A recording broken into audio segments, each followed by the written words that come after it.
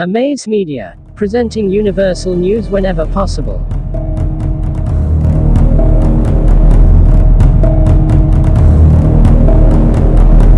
Ethiopia, the war in the Tigray region. Conflict in the north of Africa's second most populous nation is spreading across borders, threatening stability in a strategic region. Long simmering tensions between Ethiopia's federal government and defiant authorities in its northern Tigray region erupted into military confrontation on November 4 after the country's Prime Minister, Abiy Ahmed, accused the Tigray People's Liberation Front, or TPLF, of attacking a military base, killing soldiers and stealing artillery and military equipment. Hundreds of people have since been killed in a war that has now spilled into the wider Horn of Africa region after Tigrayan state militias fired rockets at targets in the capital of neighboring Eritrea over the weekend. What is happening in the Tigray region? Tensions have been building between the Tigrayan ethnic group, whose members constitute around 6% of Ethiopia's 110 million people but have long dominated politics and business, and Mr. Ahmed, since he came to power in 2018 and pledged to reform the country's politics. Last year, the TPLF refused to join Mr.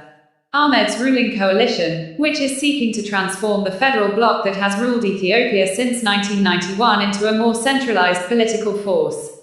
In September, the TPLF defied the government by holding regional elections that had been delayed because of the coronavirus pandemic. In recent months, Tigrayan officials and businessmen have been dismissed or detained in moves Mr. Ahmed said were a crackdown on corruption, but which many Tigrayans viewed as an attempt to silence and disempower them. How did the war start? The war began after TPLF militias attacked an Ethiopian National Defense Force base near the regional capital of Mekelle on November 4. The attack became the casus belli for Mr. Ahmed, who quickly abandoned his previous conciliatory approach toward the rest of state to deploy ground troops and the air force. Both sides are heavily armed. The TPLF has control of artillery, long-range rockets and weapons caches hidden across the region.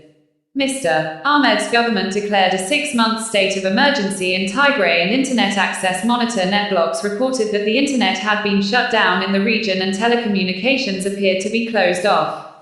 Why is the United Nations warning about war crimes? Amnesty International last week said in a report that hundreds of civilians were stabbed and hacked to death in the region, but the rights group said it hadn't been able to independently confirm who was responsible.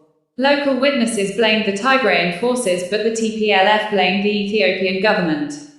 There is other evidence of reprisal attacks. On Saturday night, unknown gunmen killed 34 people in an ambush on a bus in western Ethiopia, according to the country's Human Rights Commission, which said similar strikes are forcing people to flee their homes in other parts of Ethiopia. The United Nations said that if it was confirmed that a party to the conflict was responsible for the massacre reported by Amnesty International, it would amount to a war crime. What has been the civilian toll? More than 500 people have been killed in the conflict, according to state television, although the information blackout in Tigray makes independent verification of that number difficult and the death toll is likely far higher. More than 25,000 people from the region have fled across the border with Sudan. What is the humanitarian situation on the ground?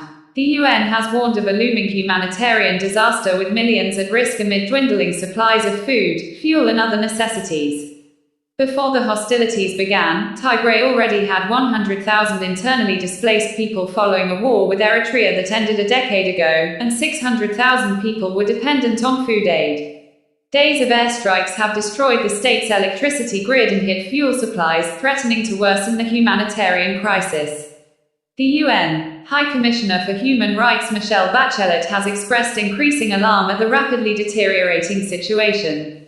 There is a risk this situation will spiral totally out of control, leading to heavy casualties and destruction, as well as mass displacement within Ethiopia itself and across borders, she said. What is the Tigray People's Liberation Front? The Tigray People's Liberation Front is the ruling party in the state of Tigray. The Tigrayans came to power in 1991 as the leading force in a coalition that defeated the government of Marxist dictator Mengistu Haile Mariam following a protracted war. The Tigrayan military also took the lead in Ethiopia's 1998-2000 border war against neighboring Eritrea. The TPLF is a battle-hardened force with an estimated 250,000 men under arms, and the bulk of Ethiopia's military hardware under its control, including helicopter gunships, heavy field guns and tanks. How could this war destabilize the Horn of Africa region? The Eritrean government, led by the autocrat Isaias Afwerki, has long been hostile to Tigray's regional government for its role in the 1998-2000 border conflict, despite signing a peace deal with Ethiopia last year. The Tigray state has accused Mr. Ahmed, the Ethiopian Prime Minister, of doing the bidding of Mr. Afwerki, who has held power for 27 years and controls a standing army estimated at 200,000 people by the Central Intelligence Agency. Why was Prime Minister Abiy Ahmed awarded a Nobel Peace Prize?